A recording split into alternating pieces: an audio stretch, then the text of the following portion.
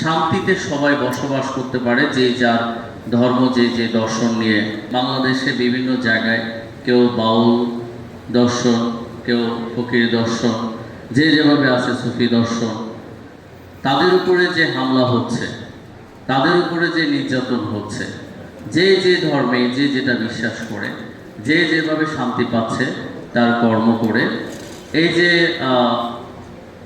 তাদের উপরে যে নির্যাতন হামলা হচ্ছে, এটাও কিন্তু রাষ্ট্রের দায়িত্ব। আমি মাননীয় মন্ত্রী মহোদয় আছেন, মন্ত্রী মহোদয়ের কাছে মোহাম্মদী কাফেলার পক্ষ থেকে আবেদন করব যে এই যে বিশৃঙ্খলা যারা করে, তাদেরকে রাষ্ট্রীয় মাধ্যমে, আইনের মাধ্যমে এনে এটা যাতে শান্তিতে সবাই বসবাস করতে পারে, যে যার ধর্ম, যে যে দর্শন নিয়ে বসবাস করছে। বিশেষ করে তারা কখনো অশান্তির কোনো কারণ হয় নাই, সমাজে বিশৃঙ্খলা করে নেয়, অশান্তি করে নেয়।